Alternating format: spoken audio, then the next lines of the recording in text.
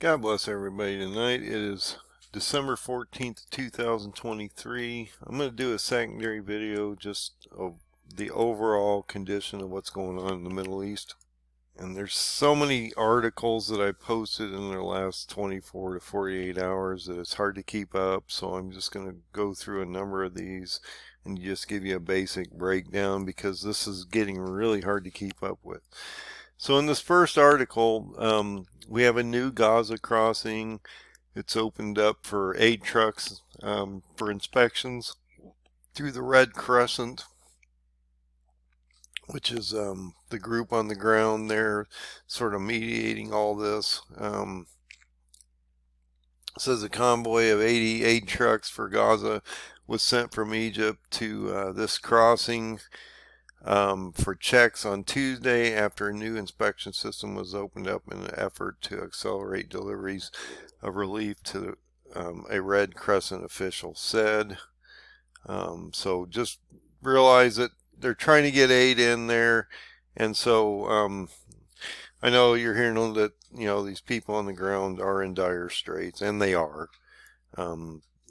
There's 2 million people compressed in a small area, and so that does make a huge difference, and a few trucks getting in here and there are not going to alleviate this situation, as Israel is basically bombing most of the whole country at this point to try to eliminate a lot of these threats.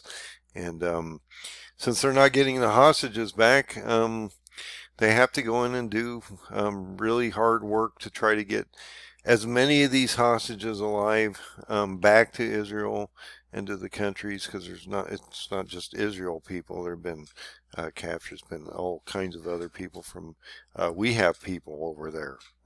We don't seem to be hearing a lot about that, so from the Biden administration.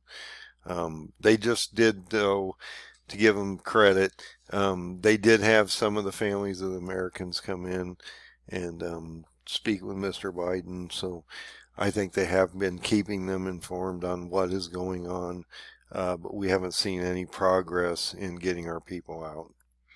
Israel did have a situation on the ground where they actually had a group of 15 soldiers ambushed. I believe 9 of them perished, if I'm not mistaken. And so this, the one thing, actually it might show that there were 10 of them killed, if you go to the bottom here. Every time you ramp a war up and you force your guys to go in under a lot of duress, and they have to take areas over instead of systematically doing it in their time frame because they're getting pressured through the international community, you're going to see these types of things happen to where Israel's going to compromise themselves at time, and you're going to see potentially groups of people in different brigades and different platoons and things like that are getting killed. And so there's casualties on both sides. We need to understand that it's not only on Israel, but there's also a lot of innocent Palestinians that are perishing also. But whenever you ramp this up and we see this kind of pressure, you're going to see these kind of events happen as we move forward. And I believe this will become more commonplace. And on this article on yesterday on December 13th on CNN, and like I said, I give you everybody's articles and you can go through them. You got to realize some of them are leaning one way or the other. I'm just showing you the articles, mainly the headers, so that you can understand what's going on and get all the different information out here. I am going to put a biblical twist on it because it's what we're here for. Hamas this article indicates Hamas is not responding to attempts to get a hostage negotiation back on track. Why? Because everybody that they have left, they don't want to release. They're soldiers or people that are going to come out and talk about their situation the last 2 months and how horrific it was, and this is going to cause them all kinds of problems. And so, they still seem to think there's about 116 hostages alive. I've seen articles, and I believe there's one coming up here as we move forward that indicates potentially 20 hostages have died. Now, we have had some of these people executed as the Israeli people that were trying to save them got close, and they didn't want them talking. They didn't want them to hand it back to the Israeli people, and so they killed them. It's just that simple. And I've been talking about this too in the last few videos. As these Gazans get freed up and they're not feeling like they're being threatened by Hamas because they've cleaned these areas out and secured them through the Israeli Defense Forces, you're going to see more Gazans come out and speak about the horrific ordeals they've been through and how they've been suppressed by the Hamas leadership. And so this will become more and more of hopefully a feed out to the news organizations so that we can see the other side of this equation.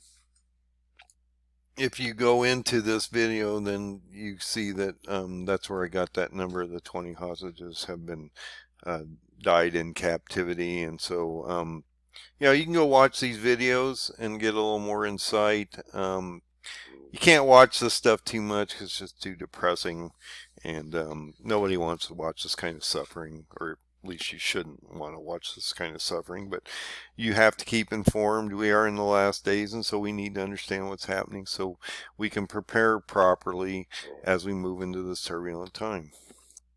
And I've been talking about on a number of videos for some time now, for months, how Erdogan is being denied all these weapons from the United States and different groups because he's becoming a threat to these nations and they're not wanting to give them to him. We've been holding up F-16s, and other countries have been holding up other types of fighters and different things like that.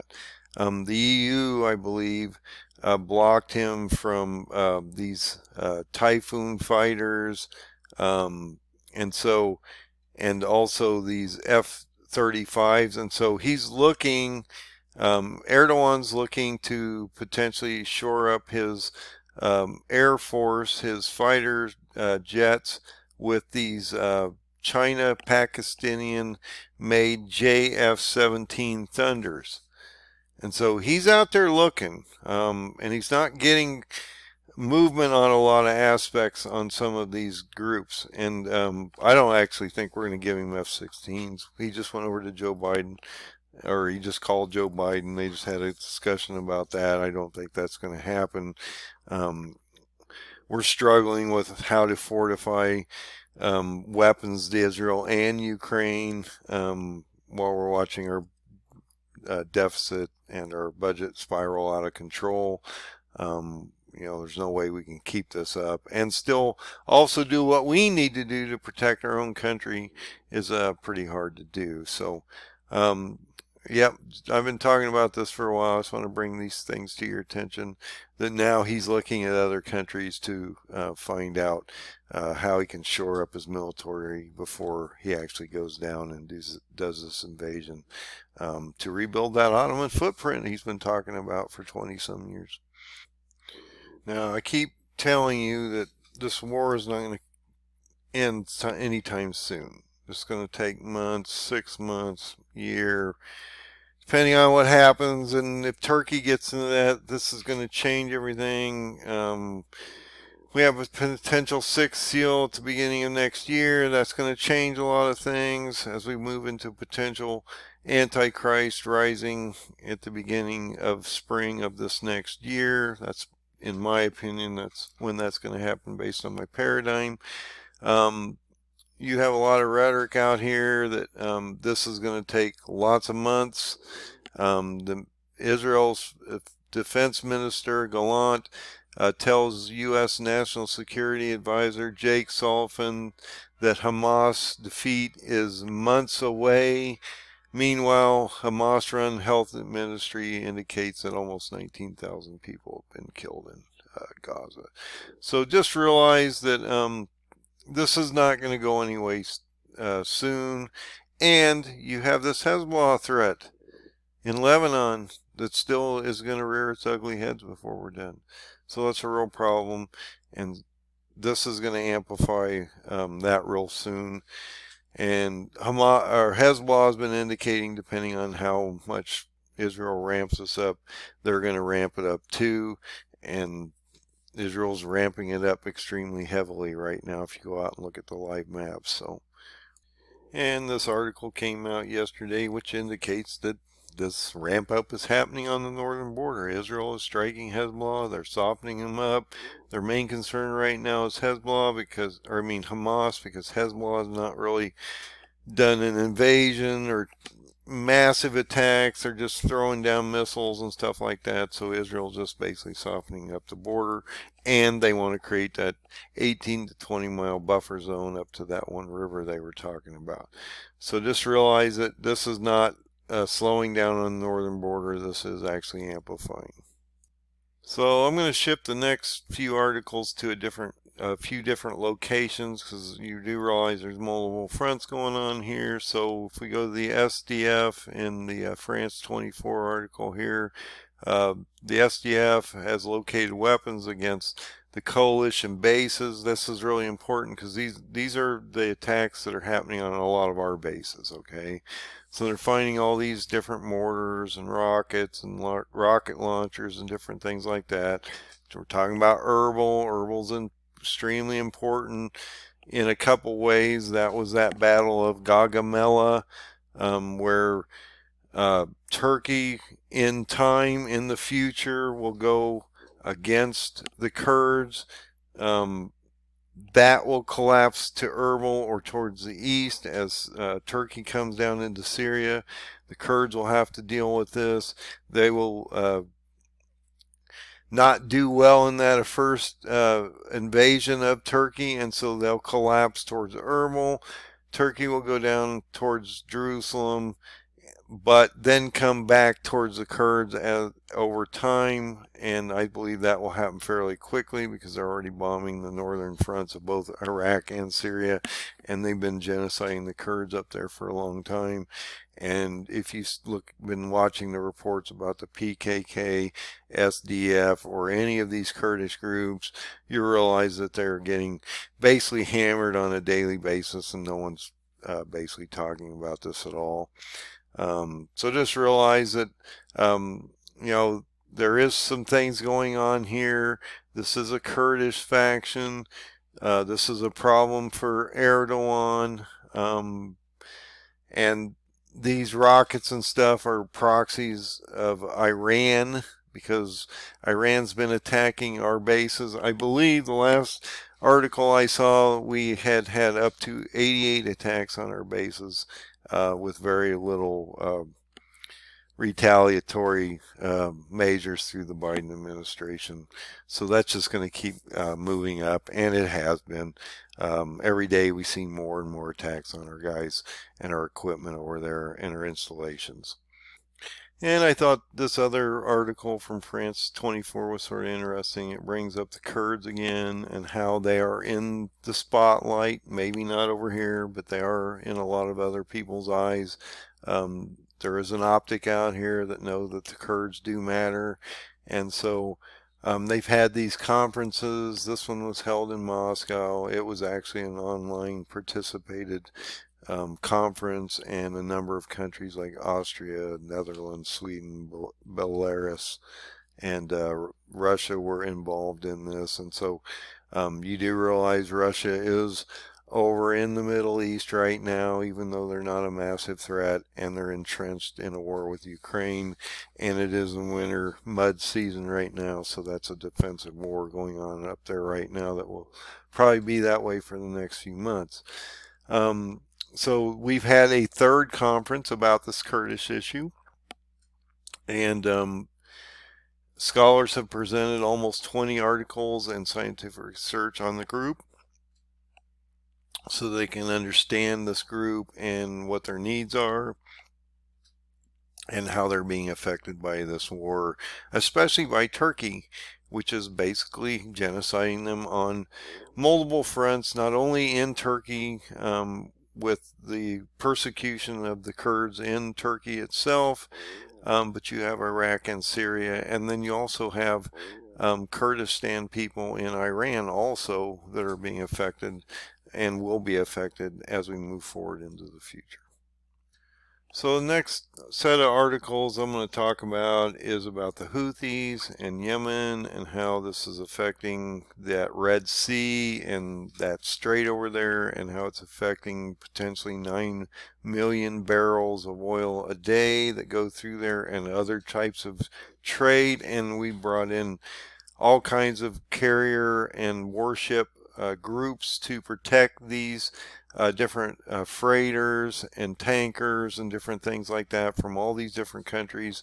But the Houthis have been sending a lot of rockets down upon these different ships and things like that, actually hitting some of them, and it's becoming a problem because whenever you're going through these areas and there's this kind of a threat, it tends to drive up the price of the shipping, number one. And if they shut these straits down, or they can't get these through, or they're getting literally damaged or sunk in the process of trying to get through these areas, then that's going to cause a lot of problem for the international community, as well as the products that are being moved through these areas that are being transported either to or from Israel and all the surrounding areas that are being affected in the Red Sea itself. So it's extremely important that we look at all these different facets and optics so you can see what's going on. And this is a daily event, it seems like, that we're watching rocket or missile attacks on these ships in this area. So this is another article that deals with the Houthis. This is in the Jerusalem Post. President Herzog, which is the leader of Israel, not Netanyahu. Netanyahu is the prime minister. They're two different people, two different positions. Israel's president, or their leader, called for the establishment of an international coalition to confront the Houthis and their threat. And so that's extremely important that we watch this area, because if you do shut down these fronts or these straits, and there are other straits that could be affected in the Middle East around the Black Sea, Mediterranean Sea, the Caspian Sea, and a number of these places, that this could really affect especially oil. And I just noticed oil had spiked again today and is moving up fairly rapidly. So we'll see how that affects inflation as we move forward. And if you get Turkey to break out in this area and start to really take over the Middle East and cause all kinds of problems, then oil will shoot up overnight, and the price of everything will go up with it. Now, I was afraid that this would bleed into other areas, especially in our country, the United States, as we move forward, because we've had an open border, especially on the southern border, and it indicates, at least based on the reports that I've seen, and you may disagree with these numbers, that if Joe Biden, since he's been in, by the time he's done with his first term of presidency, he'll let almost 4 million people into the country that we can't document. And I'm sure those numbers are all over the place, but that's the numbers I'm seeing out here based on the numbers of people that we're seeing come into the country every day. They're speculating at this time that between 10 to 15,000 people cross into our borders every day. And so this adds up quickly, and it has been going on for longer than Joe Biden's been president. So you don't know how many millions of people have come into this country that shouldn't be here. And we're not a country that can bring the whole world into our country and take care of them. This is one of the fallacies on the ground, that we can basically bring everybody from all third world countries over here and they can all live with us, is really absurd. But that seems to be the method that Democrats especially seem to be using. And I'm not going to give a pass on the Republicans because they have not done a very good job to control this situation. Trump was probably the only one that came in and actually tried to shut the border down and do what was right. And it did seem to be that there was a control method there, and we weren't having as much problem, and the numbers were coming down tremendously. And then the minute Joe Biden comes in, we had stacks of executive orders being signed to basically remove all of those safeguards, and now we're in a mess. And then you have the Mayorkases of the world that basically come in and tell us how everything's beautiful, and the Kamala Harrises that have only visited the border once, and she's supposed to be the border czar, but she's never there. And so we wonder why this is becoming a real problem. The reason I'm bringing this up is because this is going to bleed into potential cells of terrorism in our country and other people's countries that are going to become a real problem on the ground for everybody. We had a recent attack on a bus station, I believe in Paris. I'm going by memory here. We just had this foiled, and so we're having all these different attacks potentially foiled in these different areas. In this case, 4 people have been arrested in Germany and the Netherlands on suspicion of being part of a cross-border Hamas terror plot the German prosecutors said aimed to obtain weapons to target Jewish institutions in Europe. And this is so there's a lot of elements going on right there. This is a Hamas terror plot in Germany and Netherlands that are targeting Jewish institutions in Europe. Okay, and then it comes into 3 others were arrested in Denmark. So this is a cross-border situation that's infused in the whole world at this point, and we have these same types of cells here. We don't know what this is going to do in our country because it hasn't broken out yet, but it's going to break out, and my fear is it's going to break out fairly soon, and we could get hit by multiple targets in multiple places across our country because they're synchronizing this stuff, especially in the technology age that we have.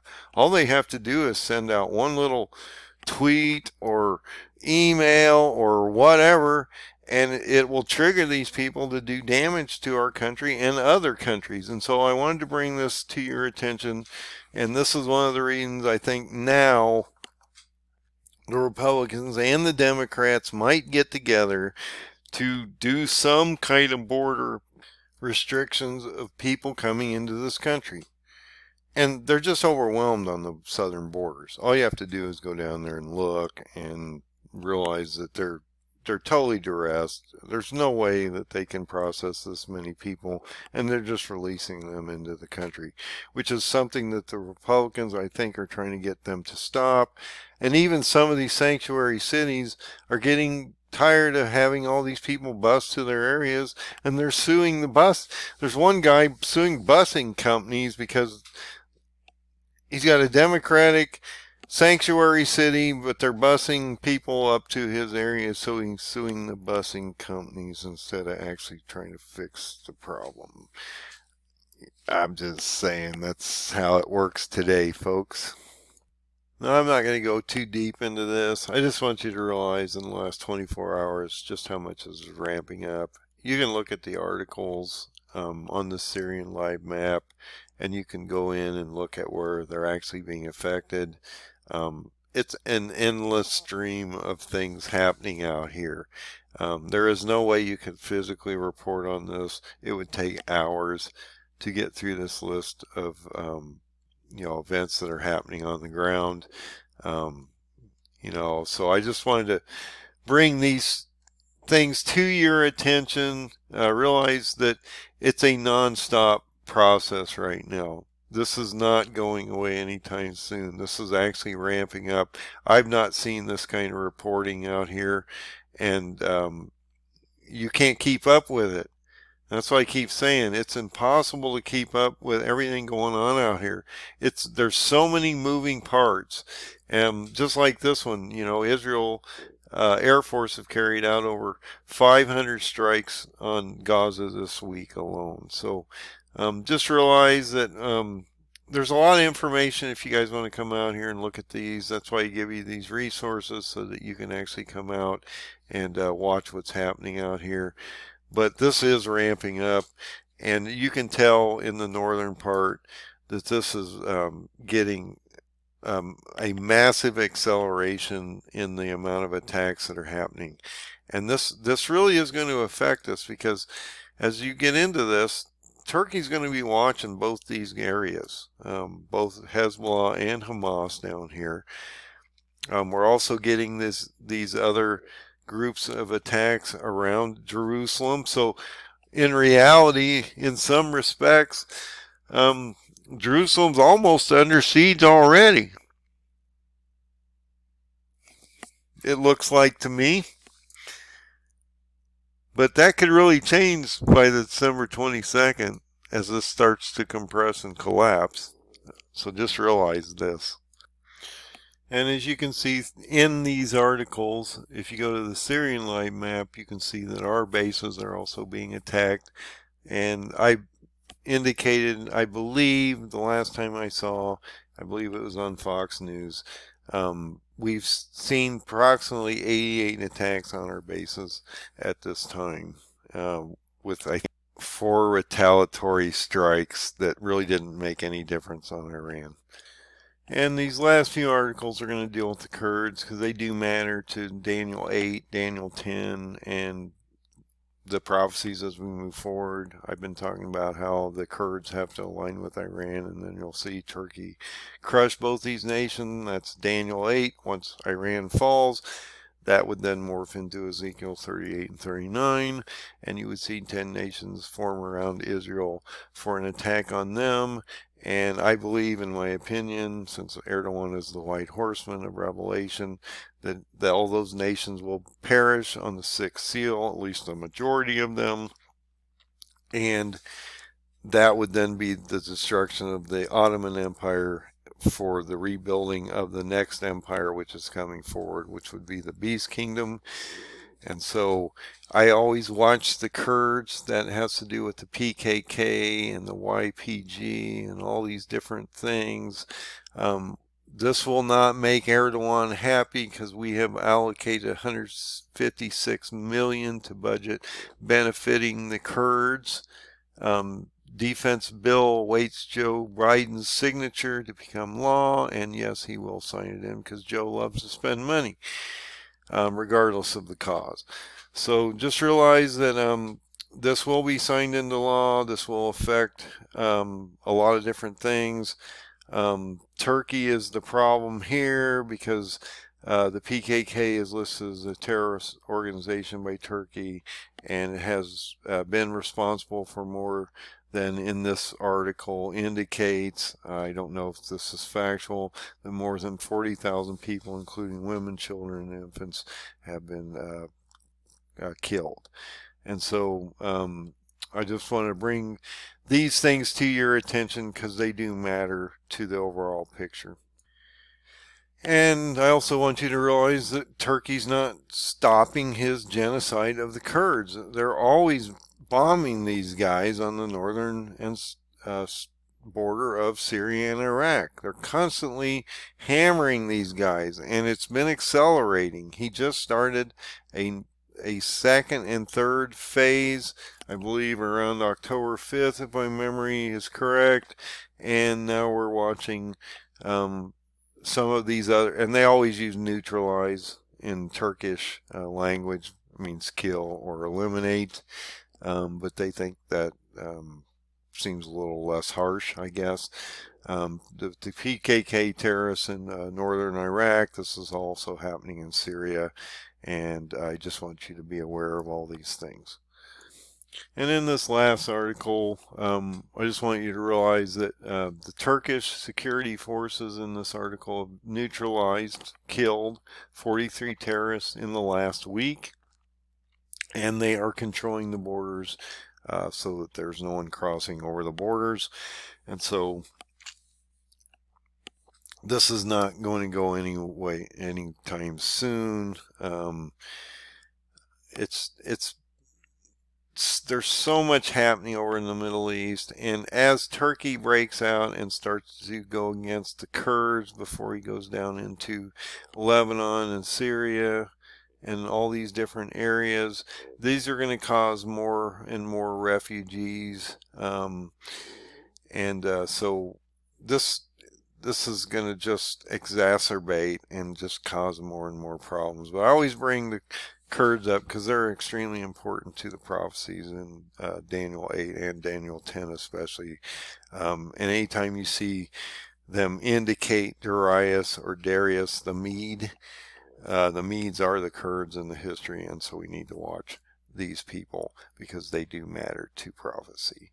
So God bless everybody. I just wanted to bring this other report to you so you can get an overall picture how fast this is moving. There's multiple working parts, multiple countries, and all kinds of different things happening out here, and it is extremely hard to keep up with all this. So I'm hoping I'm doing a good job presenting information to you so you can have a better optic of what's happening out here and sort of then be able to infuse this into biblical prophecy and see what's happening in real time so you can understand how to prepare properly. So God bless everybody. Find that open door, find Jesus, and you have a great night. Be safe out there. God bless.